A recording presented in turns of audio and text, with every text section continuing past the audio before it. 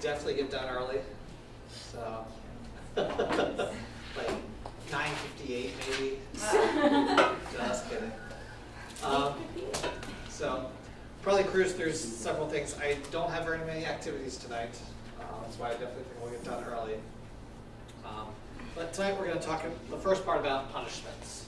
So, ideally, we'll get through and be able to define and provide examples of positive and negative punishment. And hopefully by now we already know what positive and negative punishment are. We'll define and provide examples of conditioned, unconditioned punishers, and once again, hopefully based on what we learned in the reinforcers, we can already figure out what those are. And then the other objectives of the book is actually, they talk about using positive and negative punishment. We won't actually be using those, but hopefully you'll be able to set something up down the road for it. Anyone else chilly in here? Yes, all right, good. It's not just me.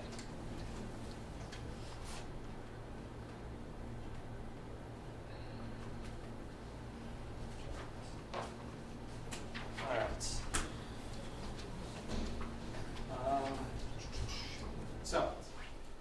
There we go.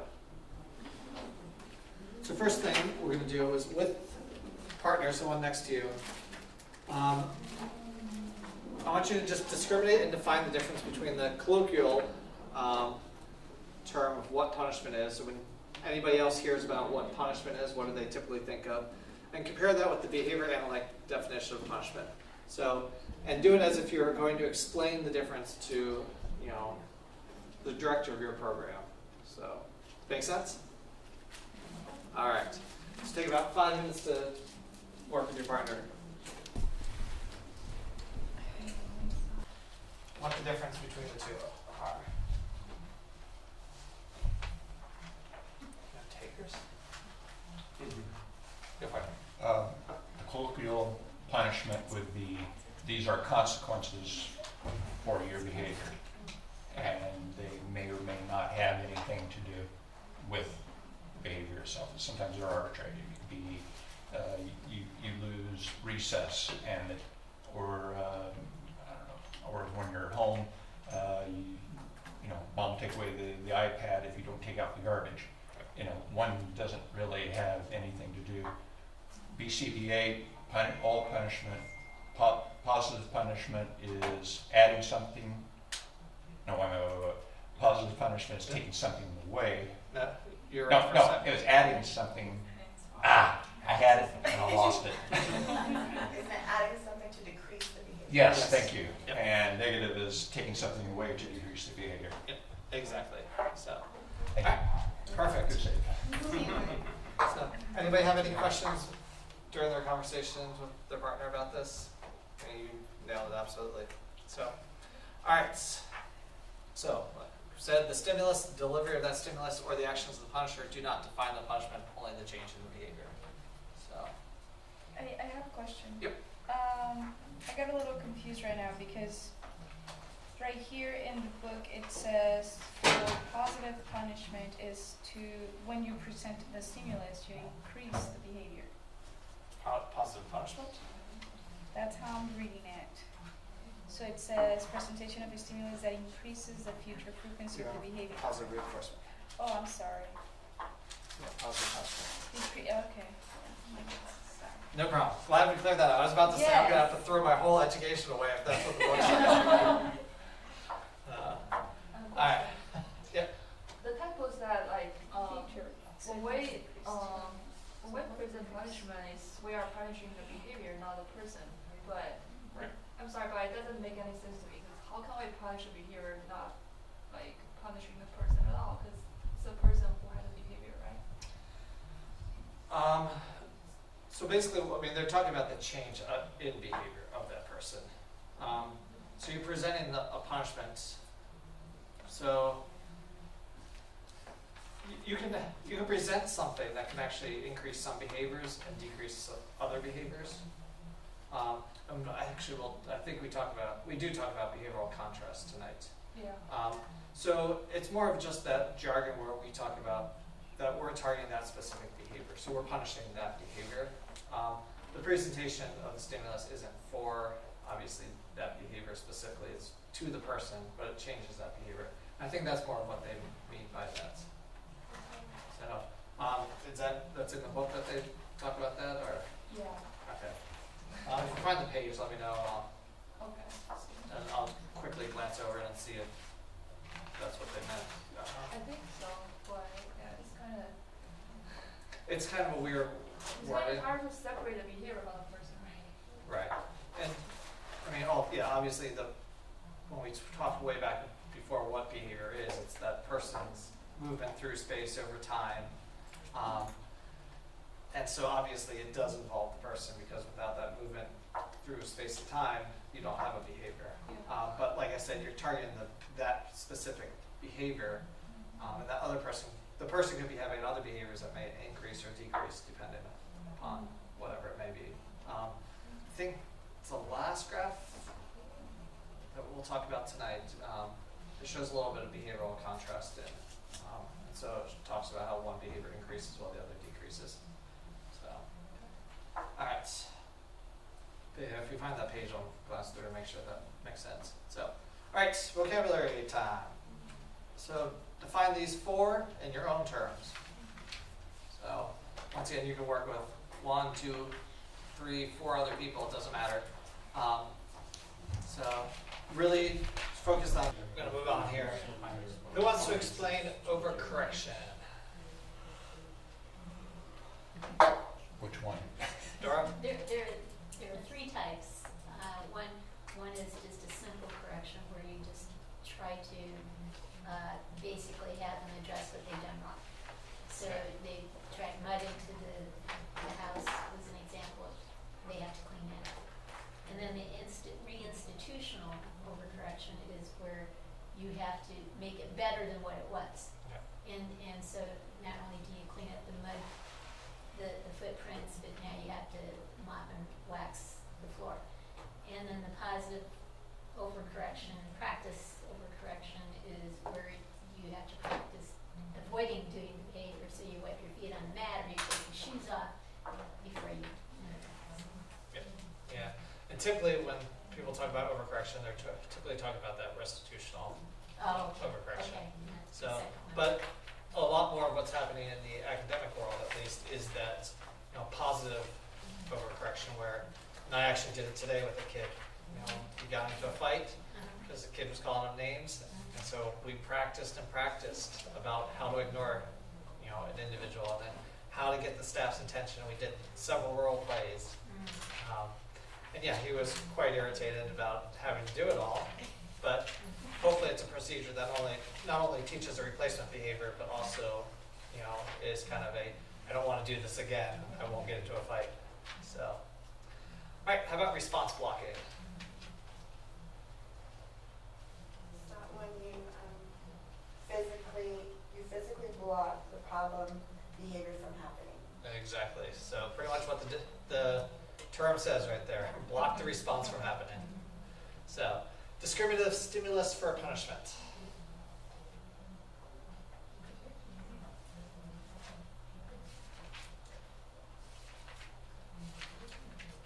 What do we know about discriminative stimulus? It's similar to reinforcer process. It's just that the way I look at it, the environment has to be conducive for that punishment to come to life.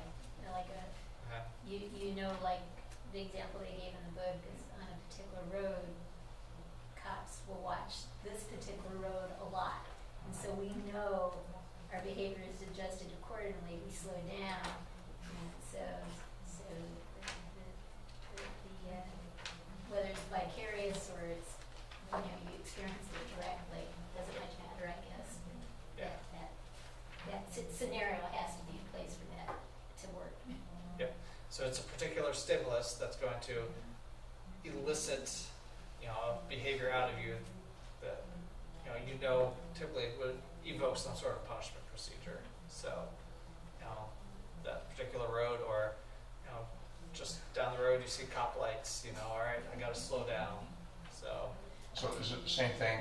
I have a large dog, and it's a house dog, and he knows how to get into the trash can even though the trash can has a lid on it. Okay. But if we're home, he doesn't do it Exactly. when we leave.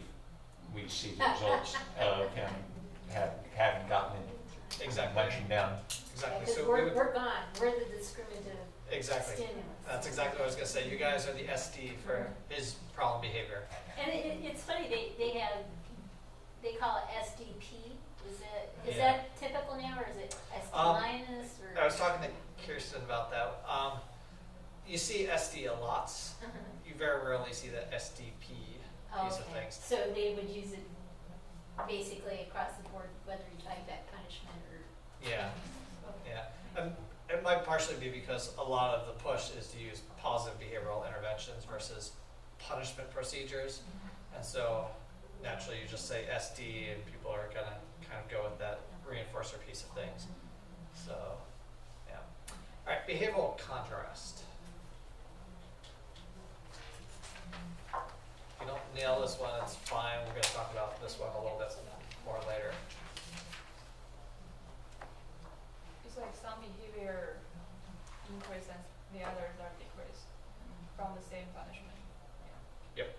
So some behaviors end up decreasing and other behaviors increase. It could be due to the presence of that punisher, or it could just be, you're targeting that one behavior and so this one's going unchecked and may increase. Or you can even put in punishment procedure for one behavior and reinforce another behavior that they're contrasting behaviors.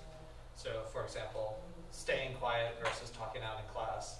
You can reinforce them when they're staying quiet and punish them when they're, talking out. So you have a behavioral contrast there where you see one decrease and one increase very quickly. So, Quick yep. question. As I was reading it, it seemed to me it was almost like a discriminative stimulus. The example they used was grandma and the cookie jar. If grandma was around and the kid was producing the same number of behaviors, reaching into the cookie jar whether she was around or not, but then she switched, she said, no, don't take any cookies. If his behavior would go down in her presence, when she wasn't around, her behavior would go up. She's a discriminative stimulus, but that would be an example of behavioral contrast. In one situation, the behavior would go down, in one situation, the behavior We go up. okay. Yep. Yeah, absolutely. And we're going to actually talk a little bit about that grandma example. So, all right. So like I said, we've got two types. We've got positive punishment, negative punishment. Tonight we're going to just talk about that positive punishment piece of things.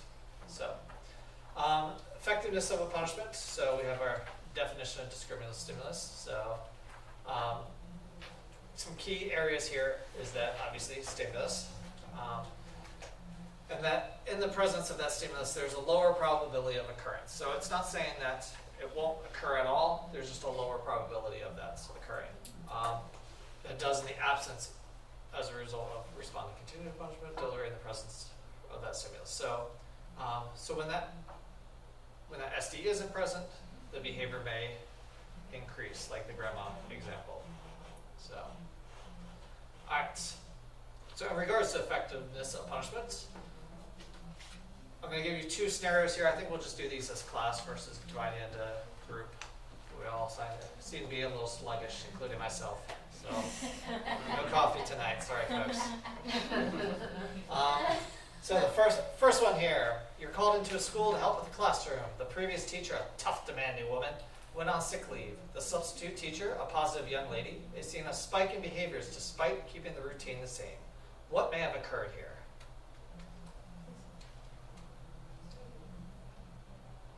The stimulus was removed.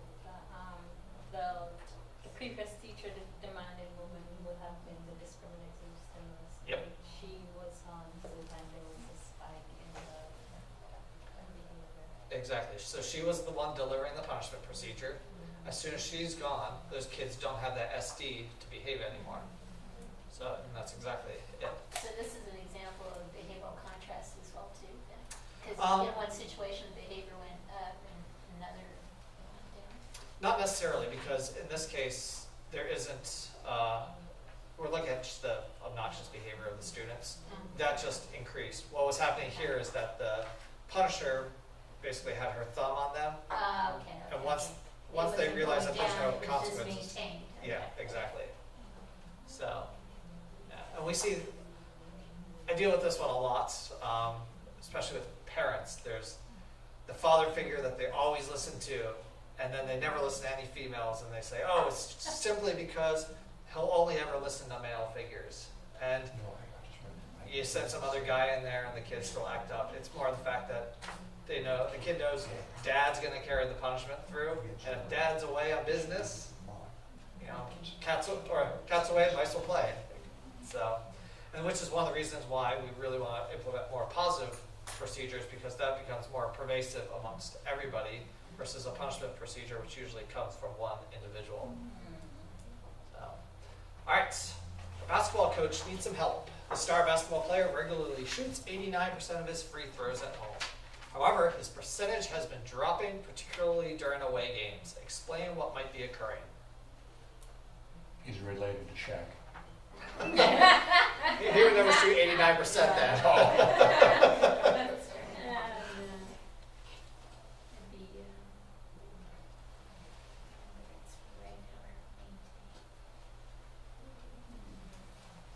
Home cross? Nope, go with that. That's part of it. His environment. His environment's changed, but how has it changed? The audiences? The audience. The audience. Supportive. Probably versus no not praise. supportive. Okay, no praise. So when he was at home, the fans would go wild when he makes it. So he gets positively reinforced for making it. When he's away, what usually happens when punishment, he misses his free throw or makes the free throw, and everyone boos him. So he gets punished. Exactly. So that would be one of those behavioral contrasts. Okay, okay. Yeah. So, all right. Make sense? All right. Concepts related to punishments. We talked about the SDP. So we got grandma in the kitchen before dinner. You reach in the cookie jar. Grandma yells at you. You stop reaching in the cookie jar. That's one example. So grandma's in that kitchen. Grandma's not in the kitchen. Reach in that cookie jar all day long. Unless there's a mouse trap. Or the cookies are empty. And then you go on extinction. But that's a whole other story. Teacher is instructing. Student is talking to a friend. Student is sent to the principal's office. All right. In this case, here the SD is the same, is involved with the consequence. Here the SD is the teacher instructing, but the consequence is delivered by the principal. This is another interesting concept that occurs that we see in classrooms a lot, is that teacher doesn't have all the control because they end up giving all that control to the principal. I can't handle you, let somebody else consequate you. And so the kid continues to act up unless the principal is sitting eventually in that classroom. And so if that teacher doesn't build up any sort of positive behavioral support system in the classroom, these kids are going to be obnoxious until they're sent to the administrator, or they get, I'm going to call your parent. And then the teacher loses all their power. This is a hard one for a lot of teachers to understand. So at least for my job, I get called in and they're like, my kids are acting up. And I say, well, put this in place. Well, no, aren't you supposed to correct them? Like, doesn't work like that. So it'd be very ineffective if I come in every single day for you. So, all right, other concepts. So explain these two terms and provide two examples from the book. Or sorry, not from the book. So we've got unconditioned punisher and conditioned punisher. So I think we do you guys want to do this just as a class? Yes. All right, we're going to fly through it. We're going to keep doing that. So what are some unconditioned punishers? They're, visceral. They're visceral punishments. Natural. Natural punishers. Physical What? pain, Yeah, physical pain, so visceral. reprimand. Reprimand isn't necessarily unconditional That would be punishment. Could it be something like that, right? Yeah. So exactly. So anything that is hello, antivirus. Okay. Good to know. I've got some virus. All right. So yeah, unconditional punisher is anything that would be unlearned. We So didn't know any better. You planted that right there for us. that's punishing You me. use as an example. I don't even know how to shrink this, but I probably want this later.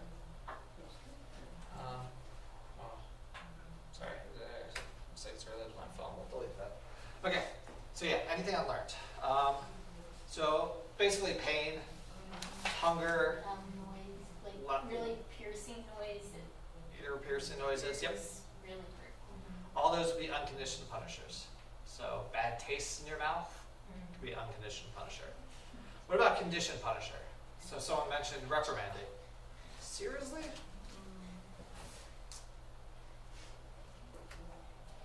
Oh my goodness. It's a Click sign. on apply to all. Yeah, I think that's probably a good idea. Worst comes to worst, I delete something I need, but oh well. Alright, so reprimands are conditioned punishers. So, and usually that gets paired because of the loud noise. So when you yell at you, you're like, ah, I don't like that.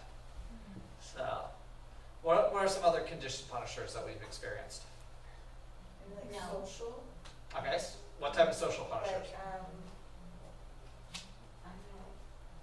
I don't know, pay attention or something? Okay.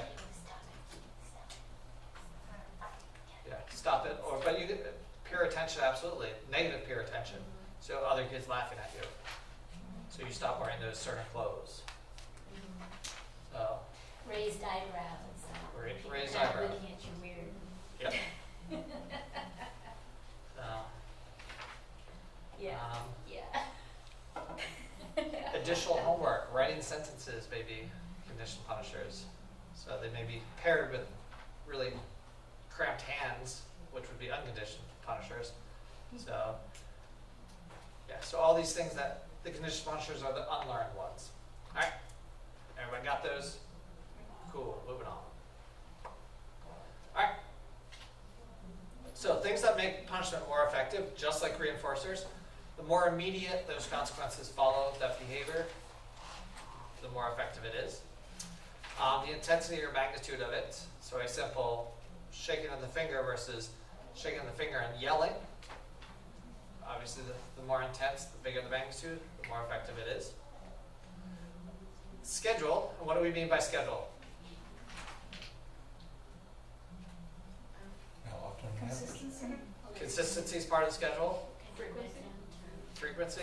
What did we talk about last time? Duration, like continuous or intermittent. Exactly, whether it's continuous or intermittent. Just like reinforcement, if it's you're first trying to squelch the behavior, continuous one's much better. To maintain it, you would do intermittent. All right, and then reinforcement for that target behavior. So this is where the behavioral contrast piece can really come in. So you're punishing the one that you don't want, reinforcing the one that you want. All right, or reinforcement for alternative behaviors. And we're going to talk, I think, next quarter about differential reinforcement of other behaviors, alternative behaviors, incompatible behaviors. So all those there's some more acronyms, DRO, DRI, DRA, all that good stuff. So, yeah. All right. We didn't talk about undesirable side effects of reinforcers. There's, of course, opportunities, there's pros and cons to everything. But the book is really specific about undesirable side effects of punishers. So one is that you may get aggressive behavior to aversive stimulation. So someone yells at you, you may yell back at them. You may take lemon spray and spray in someone's face for, bad language, and they may turn around and punch you. So you may end up with some of these side effects. And definitely the physical aggression piece happens a lot. Timeouts. You say, go to timeout, sit there, think about what you did, and the kid takes off running. That's a side effect. Escape and avoidance behaviors. I jumped myself on that one. I'm sorry, quick Yep. question. I think I remember reading in the book where they said if they were really seriously over aggressive, you need to cease and desist. Have you ever had someone you really just Oh, yes. blew up? I mean, and you had to cease and desist. Oh, yes. Okay. Yeah. Just wondering. We switched our tactics. Like on what the... What was the worst one that you've ever? It's hard to define worse because some people get grossed out by certain things. Okay. I mean, there's one that we dealt with last year who was got into the tampon bin in the bathroom, was eating those. Stop, okay, that's enough. We get some physically aggressive ones. I was about to say the one that we tried to implement a punishment procedure, and she just escalated beyond all belief. Blanket, reactive attachment disorder Yeah, yeah. is what she was Yeah. classified as. Yeah. And I had one other kid that was a rad kid, same sort of issues. We would just try to implement some punishment procedures, just like some time away from the other students, and man, some stripped down, fecal flinging, biting, all sorts of crazy things. So we ended up we put her on extinction and did a lot of planned ignoring. But actually, we'll talk a little bit about the Hughes bill tonight. We had to work with the courts to really focus on, here's what we need to get her into seclusion, because otherwise we are not going to maintain this behavior. We're only going to end up reinforcing it. So we had to work with her social worker and who worked with the courts, and it was a mess and a half. And eventually she got placed out of state to where I think they have slightly more lenient rules on punishment procedures, but it was pretty bad. So my friend and I think we both hold her as the worst cases we've ever had. And she was like maybe 90 pounds soaking wet, but she was Tasmanian devil. I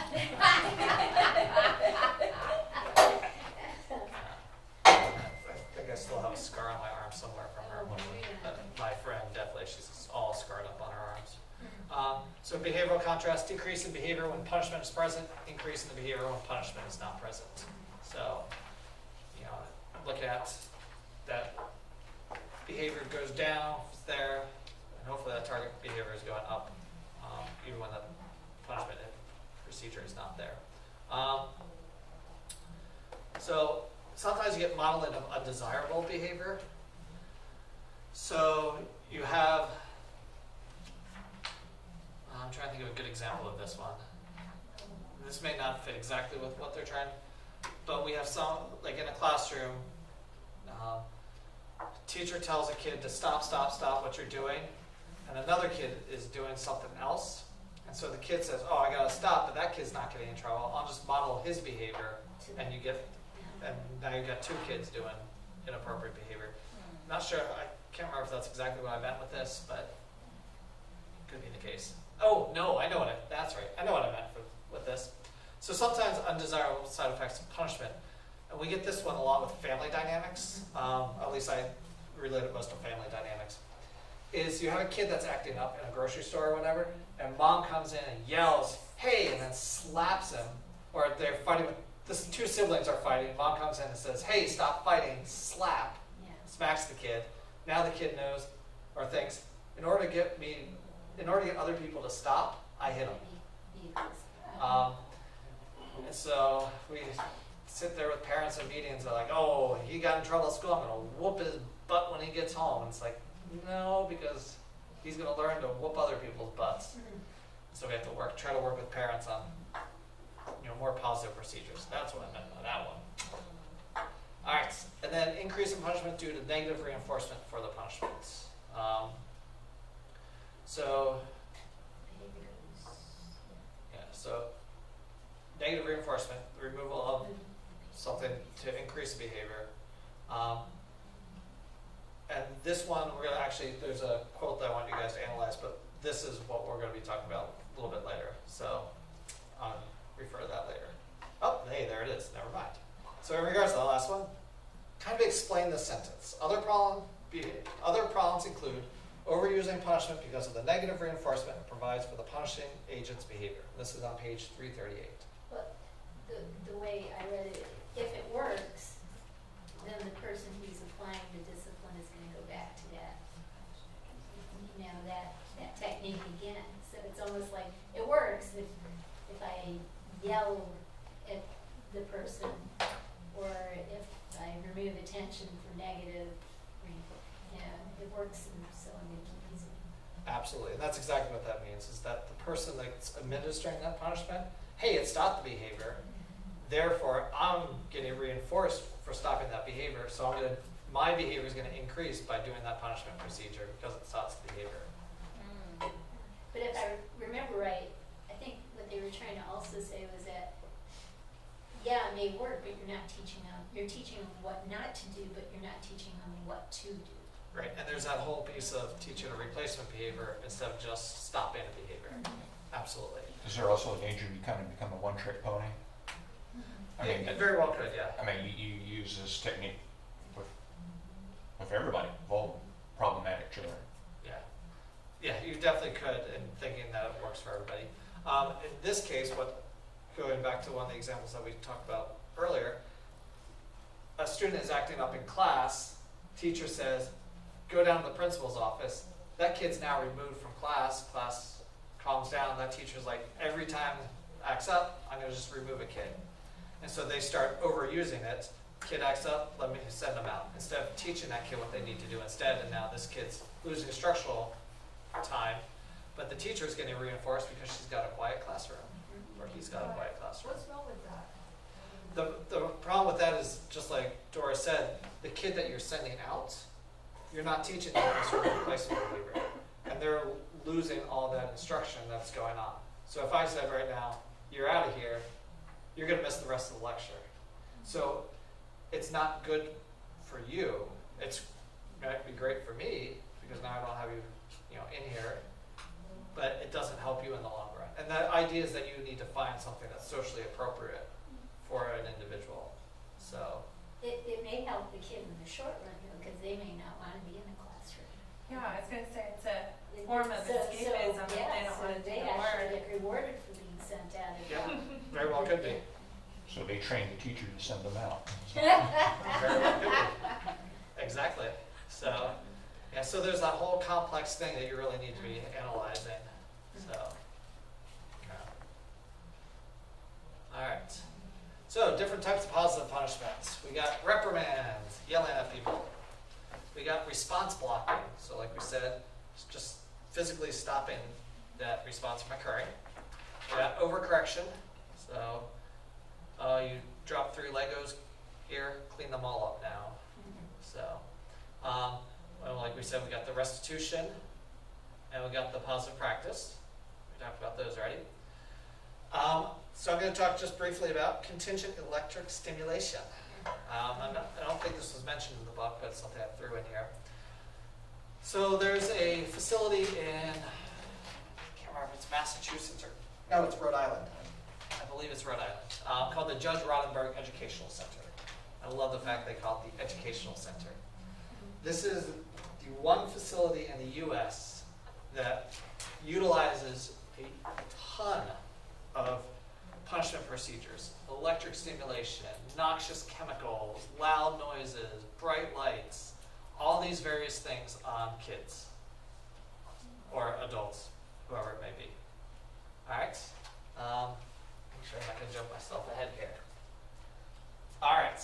So, keeping this in mind, and I'm pretty sure I have an article I need to update Blackboard anymore. Anyway, I'll see if I can find it. I'll post it on there.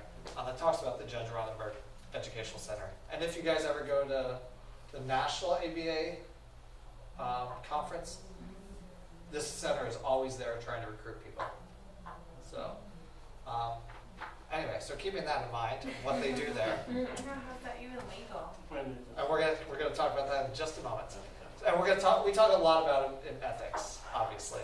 Yeah. So, in the ABA world, yep, Can I go back? yeah. Is a positive practice like it's punishing people by repetition of behavior? Like once you have a typo in the paper, then you write 1,000 times of the word. Not necessarily. That would be more of like a restitution. A positive practice would be making them do the replacement behavior multiple times, which is why they typically call it a positive piece of things. So, for example, the kid I had today that got into a fight, another kid was just mouthing off to him, and he turned around and popped him. So I made him practice ignoring multiple times. So I called him names, I laughed at his shirt, I made fun of his handwriting, and each time he had to practice ignoring. So that way, when he gets into that situation, he knows, here's the steps I need to do when this kid's making fun of me, so I'm not gonna get myself suspended if I get into a fight. That's more of the positive practice, is multiple repetitions of that replacement behavior. So yeah, so it's considered a punishment procedure, but in reality, I think it's a really good thing to do, because now this kid gets lots and lots of opportunities to do the replacement behavior. So at the same time, yeah, he didn't like spending 20 minutes with me doing role plays. At first he thought it was hilarious. Then after 10 minutes he's like, can I go? I'm like, nope, we got some time left. So, all right, so ethical considerations, and we'll do a lot more with this in the ethics, but one of the things that we, in the ABA world, is, just like most organizations, do no harm. So anything that is degrading or disrespecting to a client, we don't do. Always try to think of least restrictive alternatives first. So, obviously using positive intervention procedures versus negative procedures or punishment procedures. So, here's a philosophical consideration. Is it unethical to withhold a punishment procedure for self-destructive behavior similar to the client's behavior if that procedure is effective? So what this basically is saying is, let's say a kid is headbanging, and so he would be causing himself some pain with headbanging, so you shock him instead. Is it unethical to give him more pain to get him to stop that other type of pain? I see it as the lesser of the two evils. As a less recourse. If you have a momentary shock, I mean, and it's not an exceptional high frequency or intensity, that's not going to leave you with brain damage. If you keep hitting your head pretty darn hard, it could even be a fatality, for all you know. I mentioned I have a large dog. Well, Bear, the dog's name is Bear. He's about 110 pounds, and he is very dog aggressive. So when Darcy got her dog, a little Bedlington Terrier, I have a shock collar, and I use it as a last resort. But if I hadn't used that, that might have gone very bad they're great buddies now. Fortunately, but it was the lesser of the two evils, and it was a last resort. Okay. Yeah, and I don't have an answer for this, but this is something that you may come into on the exam, is they say, all right, here's the situation, what procedure would you use? And you don't always, what they always recommend is, yeah, you use the lesser of two evils. Always try some positive behavioral intervention first. But if it gets to the point where it's going to cause brain damage, whatever else, you may have to implement this. And that's where the Judge Ronenberg Center is all set up for, is they say, we've got these kids with such severe behaviors that if we don't do something, they're going to have larger damage. So, like in California, when we talk about what the Hughes bill did, California prevented any of that from happening. Like, we cannot use any of these aversive piece of things. So, if we have a kid that severe, we've got to ship them off to Rhode Island, and Keith could tell you how much that may cost, sending kids to residential programs. Does that So- happen? I'm sorry. How effective then are they at reducing those aversive behaviors? Very effective. Yeah, I read in the book where the headbanging went down to almost zero, if not zero. Yeah. And they had a little helmet that would give a little Electrical shock. Yeah. So many times it So- sensed. Right. So it sensed that, Yeah. the level wasn't there anymore. It would shock him. How often does that happen? We have to send kids out of state. Not a ton. I mean, I would say, It's a very small percentage, but when it's very severe behaviors, you don't really have many options because you can't keep them in the regular general education schools. But the medical community can take a patient and take a sharp knife and cut them open like a Christmas turkey, and then sew them back together. What are you Like the talking about? lobotomy? Well, no, I'm sorry. And if you had appendicitis. Oh, Okay, yeah. well, the procedure for that is to take a knife and Right. physically cut somebody Physically open. harm them, to And prevent more harm from occurring. Yeah, to keep more harm from occurring. Yeah. So, and so another example that they had was a kid that was basically he was peeling his skin, like literally Filleting himself. flaying himself. Ah. And so they just sprayed noxious chemicals whenever he would start skin picking. Totally stopped behavior, healed up. But yeah, I mean, very aversive, having like pepper spray, I think it was what they were using, pepper spray into his eyes and mouth, and so it burned, but stopped peeling his skin. So, I had, Do these kids integrate that well into their natural environment after? no. So, and a lot of these kids are intellectually disabled already, pretty low cognitive functioning. So, and kids that have higher cognitive abilities that are self-injurious, it's usually they can usually work with a counselor or something to address that. These are usually kids that are very low functioning, very little verbal ability. So, I hate to say it, but ultimately they were never going to integrate well into society either way. So, I had one kid just kind of, and I've had, I don't know, probably hundreds of clients I worked with, but I had one kid though, he had, once again, very low cognitive, he would self-injurious, he would bang himself. By the time I got him, he broken noses multiple times, broken facial bones, he detached his retina, some really severe things. So, having in California, can't use noxious chemicals, any of that stuff on him. So we actually end up doing a response block and even this, California really questions whether you're allowed to do. It was basically like a restraint all day. We had his arms locked, so he couldn't reach his face. But once again, we looked at the side effects. He then started headbanging. Before it was just him himself, but then he couldn't reach himself, so he started like thrusting himself against bookshelves and various other things. And so we had to, and he was non-mobile, so he was in a wheelchair, so we were able just to strap him in a little tighter. But really tough stuff. So, yeah. So, more about that in ethics later. Real quick question, Yeah, are there any absolutely. states closer than Rhode Island? where There's- it's Is sort of- it Oregon? Well, there's residential facilities like in Utah and Texas, but they use more of the seclusion method where they just kind of lock them in a padded room. Oh. So, and that's more what the So rag. Rhode Island's the only place that really uses the shock and chemicals and stuff. Yeah, as far as I know, the Judge Roddenberry Education Okay. Center is the only place that, and it might be in Massachusetts, I can't remember which state, it's one of those New England states. So is it because the laws are less restrictive there that they're allowed to do that? Or- No, they get sued all the time, and there's multiple articles about, So how do they stay open?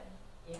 because, They probably have donors to they take have- care of the lawsuit. and Judge Roddenberry was one of the first official donors, gave him tons of money, ruled on the fact that yes, it's legal for them to do this because it's doing It's working. less harm than, it would be. But yeah, they get sued all the time and they have to defend themselves, which is why they're really big into data collection about the frequency of the behavior occurring and, seeing it decrease or increase. So But the other, I'm sorry, go ahead. the other thing everybody should remember is you can do everything right and still get sued. Yeah. Don't think that, you're following everything, no one's gonna, people will sue no matter what.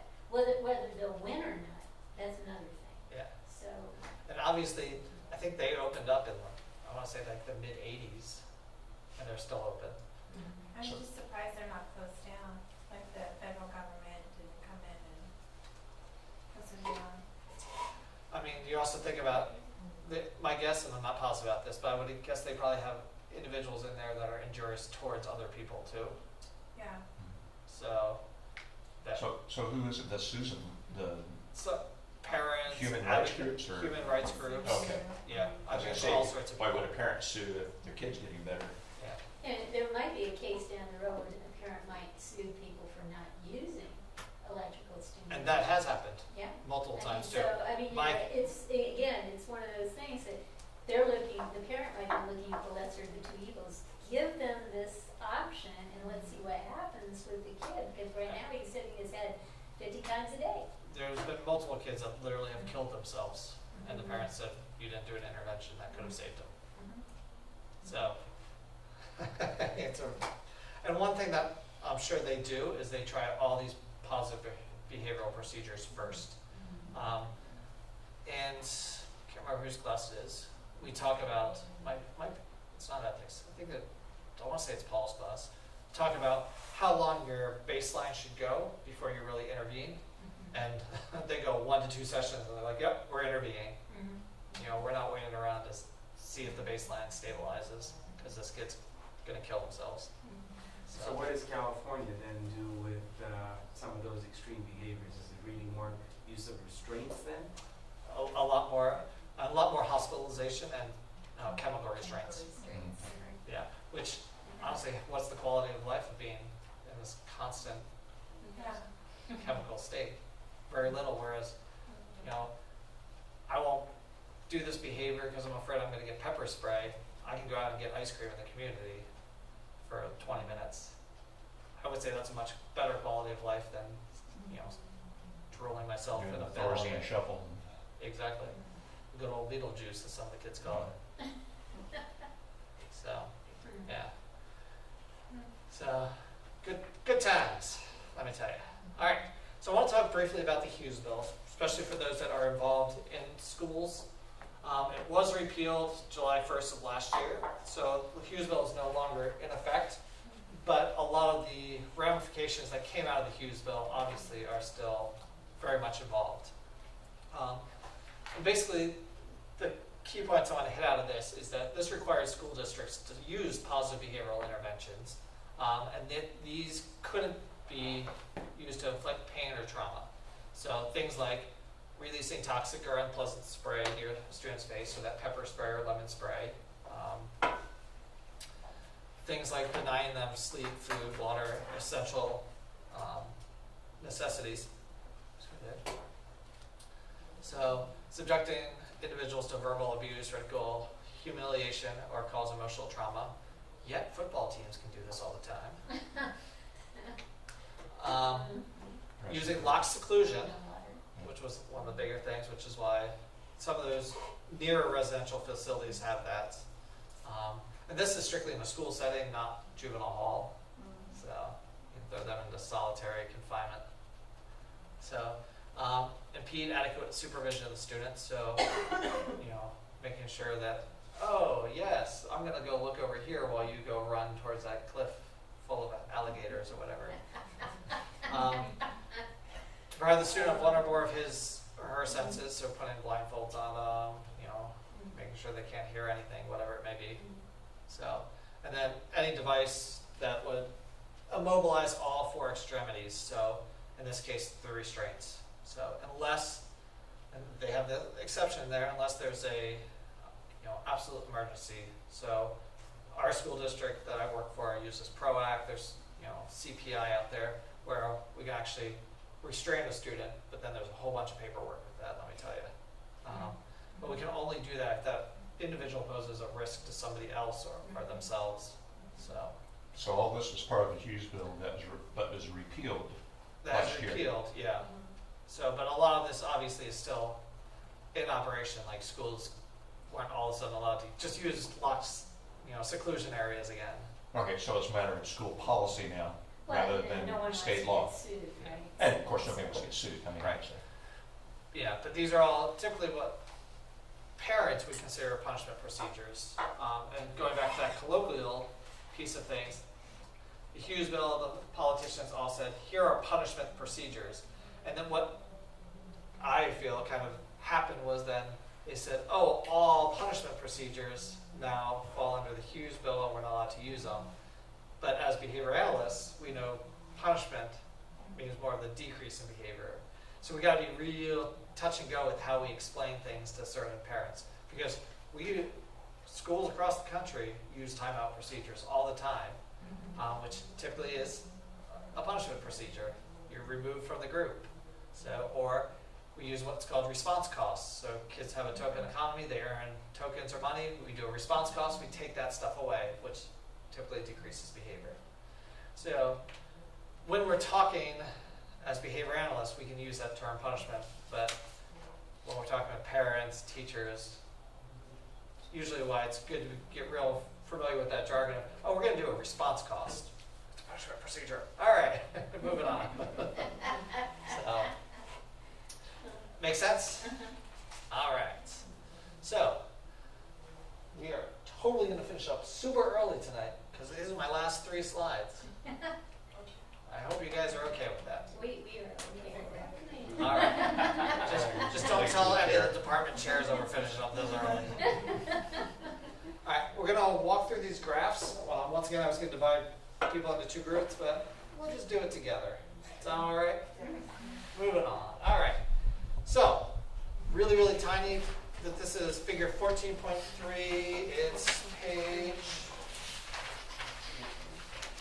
334. Yep, 334. All right. Now, officially, and I did much better at reading ahead on these graphs this time, so I can fully explain things better. Originally, this study was actually 5 individuals, but the book just has these 3 for space reasons. So all of these individuals had some sort of self-injurious behavior. All right. The topography of the response is different.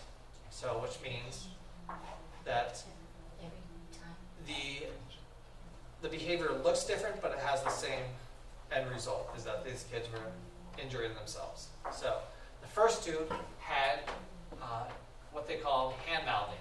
So basically sticking their hands in their mouth to the point where they're choking and vomiting, and which causes then deterioration of the trachea. And it's, you know all about it, I'm sure.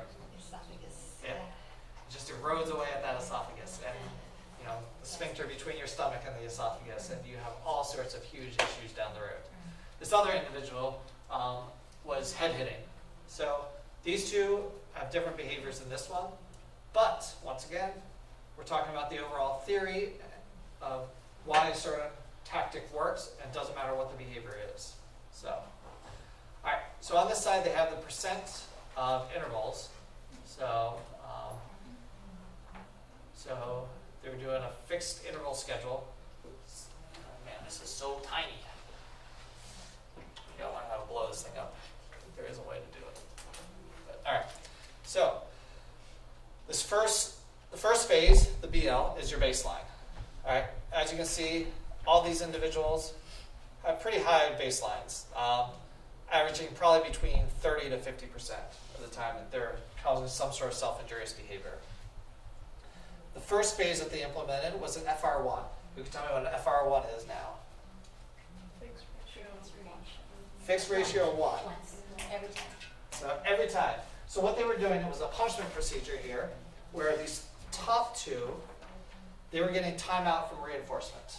So every time they engaged in the self-injurious behavior, they lost their reinforcer. So for Paul, maybe it was music. Or Melissa, let's say it was music for both of them. As soon as they stuck their hand in their mouth, music gets turned off. All right, so that stimulus is removed. All right. For this bottom one, they were doing contingent restraint. So as soon as Candace started headbanging, they would restrain her. All right. So as you can see, with Paul as well as with Melissa, behavior decreased. So we definitely know this is a punishment procedure. Target behavior decreased. Same thing with Candace, that behavior decreased. They stopped doing the FR1 and went back to baseline. What happened to the behavior? Behavior went back to the baseline level. All right. So this is, once again, kind of indicative. If the punisher isn't present, the behavior can just bounce right back. All right. So then they implemented an FI 120. What would that mean, FI 120? Interval, 20 seconds. Interval of 120 seconds. Oh, So 120, yeah. So it's a fixed interval. So at 120 seconds goes by, nothing, or sorry, 120 minutes go by, behavior occurs, that timeout is pulled, or sorry, the timeout from the reinforcers occurs. So in that 120 seconds, behavior occurs, music goes off. All right? So if they go 120 seconds and none of that behavior occurs, music can stay on. All right? So as you can see, once again with Paul, behavior decreased. All right? So now what they do is they go to an FI 300. All right? So fixed interval of 300. Well, in terms of thickening or thinning that schedule of punishment, what would we call that? Thinning. All right. So we're making it longer between that procedure. All right. So once again, behavior went up a little bit, but still not the level that baseline was at. All right. And then we thin it more. How they gave you the answer right there, I did. So they thin it more. So they jumped back to an FR1, so fixed ratio. Then they did FI 30, 60, 90, 120, and they just increased it back to 300. So they gradually pulled it off. The reason they would have done this is because the behavior did go back up. Yeah. They wanted to try to get it down to this level.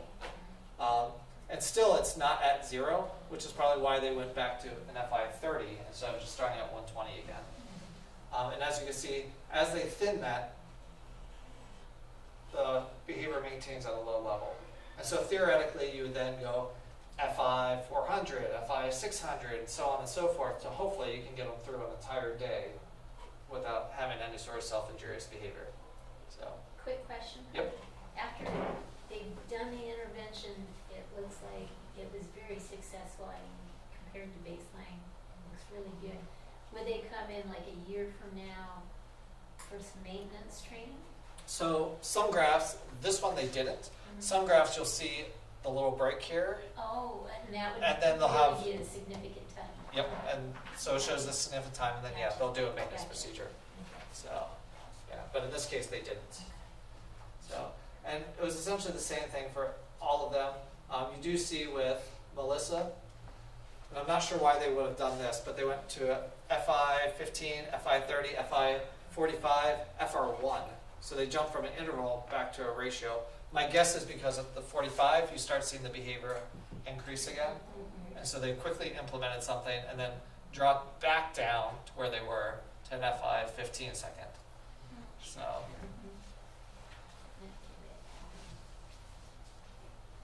does that all make sense?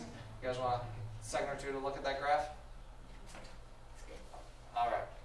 So, everybody cool on this? Because you're going to do this second quarter, first week. You have a project just like this. Totally messing with you. Totally messing with you. So, it's not until the second week. All right. Next one. So, this one is rates of hand mouthing during baseline. Oh, there it is. Across varying schedules of response blocking. Is it in the book? I don't think it's in there. This one is page 340. Oh, it is? Yep. Page 340. Yeah, 'cause it's that figure one. So this individual in baseline is averaging probably about, I'd say, given the jagginess, about 3 responses per minute. So every 20 seconds, hand mouthing goes in. All right? Pretty frequent. So what they did is they did a response block. Hand goes up, someone stops it. Hand goes up, someone stops it. So they can't get in there. All right? Obviously, on occasion, they do get away with it and get in there. But ideally, so this response block's 1, means that they block it once and then they let it go. And so they may do it again. Next time, they block it again. So that's how they get this kind of frequent thing. They go back to baseline, you see an increase. Response block. So every 2 this time they block it, essentially. And then every 4, and then they let one go. So, and they slowly decrease it again, and then they go back to just, blocking every 1. Once every So, well, I believe that's what their numbers up there mean. So, but I do know this is, times every 4. the lower the number, the more response blocking that they do. So I'm assuming the 0.25 meant every 4. Like they block 4 times and then they'll let it go. So, but once again, you can see behavior maintains. So they had to fade it out. It wasn't just we do it once, behavior stops. So, any questions about that one? Yep, absolutely. Just clarification. Yeah. So, for example, for the ones that have a 1.0, Yep. it would be they block the whole time. The 0.50, they block 50% of the time. 0.25. Yeah, Yeah. Is that what? that's One probably point- what it means. Yeah, Okay. I think this 0.75 is 3 times out of 4 Four. that would block it, and 25 is 1 time One out out of of 4 that four. would block it. And the 0.67 would be 2 times out of 3 they would block it. Okay, so yeah, so 0.25 is every 4 they block it. So they're allowed 3 times to hand out, 4th time it's blocked. The 1, it's blocked every time. So, yeah. So it's probably not necessarily responses, it's probably attempts per minute. So as soon as they learn, I'm going to get stopped every time, it's like, all right, well, what's the point of it? So, alright. They took it seriously. Yep. What effect is going to be adding verbal kind of response to, or verbal stimulus to this response block? Instead of just like blocking him, probably like you want to fight him to stop that, and you like stop, then you put your hand. You mean Which one do you, yeah. So adding the stimulus to it, like stop? Ideally, that's what you'd want to do. And that would go to that stimulus pairing that we talked about, where stopping, saying stop, may not be conditioned at all for him, but as soon as it's paired with, some sort of response block, you say stop, stop. Eventually, he hears stop, he may just innately do it himself. So, yeah, so that could be a very, very effective procedure, and obviously much more socially appropriate. But why is 0.5 is as low as the 1.0?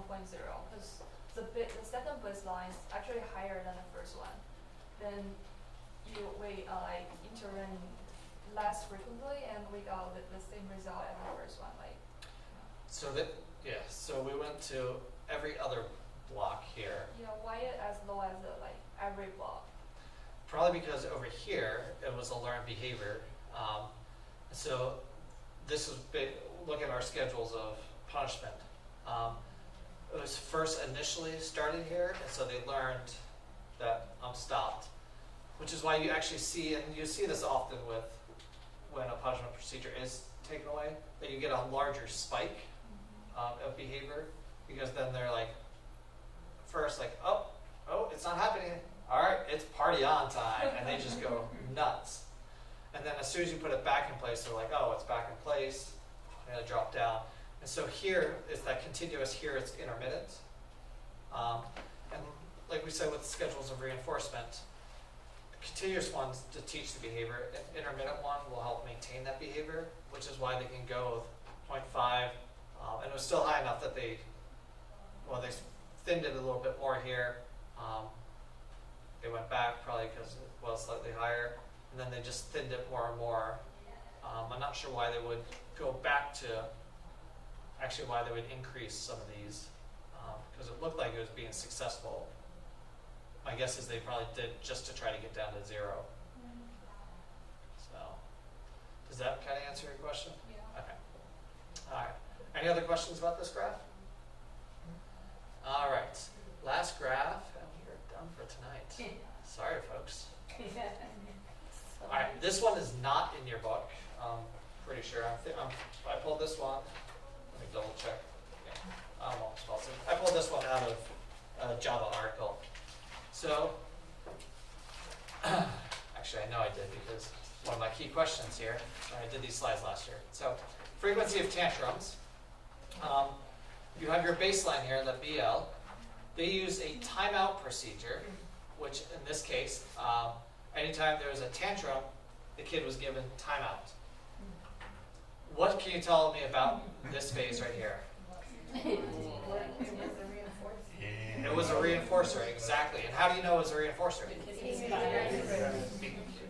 The frequency of behavior increased. So in this case, lots of people would immediately say, oh, timeout, that's a punishment procedure. Not for this kid. This kid, it was a reinforcer like nobody's business. So tantrums increased. All right, so they went back to baseline. Behavior decreased. All right, so they went back to timeout. Why, I don't know, but they did. And obviously behavior increased. And here they did 1, 2, 3, 4, 5 sessions. Obviously, here they did 2 sessions, like, all right, not effective. I don't know why we're doing it again. It's insanity at its definition. So they went back to baseline, and then they gave them opportunity to self-stimulate. So kid has a tantrum, they say, all right, go, do your twirly little hand maneuvers, whatever his self-stimulation was. And they gave him 10 seconds to just engage in that self-stimulatory behavior as soon as he did a tantrum. So kind of that sensory seeking piece of things that you sometimes hear about. Once again, behavior increased. Self-stimulation, very much a reinforcer for him.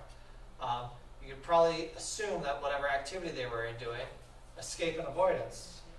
So his tantrums are probably are not functions of those things. They go back to baseline, decrease again, and now they restrain him. And what do you see about the behavior? Decrease. And here, kid has a tantrum, 10 seconds of restraint are given to him, and then they let him go. So, unfortunately, once again, this is probably going to be, if they carried on this experiment back to baseline, if they had different experimenters in the room, baseline levels would probably go right back to where they were because those punishers aren't present. So, but this is a good example of when certain things some people consider punishers and really are not punishers at all. And that's why I stuck this one in here. So, well, not whatever. Questions about that graph at all? All right. Pardon? What is timeout? Oh, yeah, we haven't even talked about timeout. So timeout can be several different things, but typically when we say timeout, it means timeout from a reinforcer. So whether it's a social reinforcer or an edible or tangible reinforcer. So timeout, like a school situation, they may be in a group activity. Kid acts up, they say you've got timeout, and they move him away from that activity. He's got to sit apart from the group. Sometimes it's out of the room, sometimes it's just like 5 feet back where they view it. Timeout could also be timeout from a certain reinforcer. Like we talked about in that first graph, they used timeout for these 2 individuals. So music was playing and they started engaging in inappropriate behavior, they turned the music off. So timeout from the music. It's just any time taken away from a potential reinforcer. So, yeah. And somewhere, we talk about next quarter with all our tactics and procedures. We'll give the timeout. Any other questions? Questions about last week, questions about next week? I have not graded anything. That's my goal for this Saturday. So, I tried to go into the test again, but I couldn't get into it. okay. The second time. I think I reset them last Thursday, but maybe I forgot. But I'm gonna reset them tomorrow morning. I did get a reset today. Yeah. So today was a little busier than I thought it would be. So, but I'll reset them first thing tomorrow morning. And I'll post this week's quiz tomorrow morning as well. So, and I think what actually no. There's only one more quiz I'm going to give you guys after this. That way you've got time to catch up on anything you didn't do. All right. With that, adios. Have a good week. Sorry about the short class.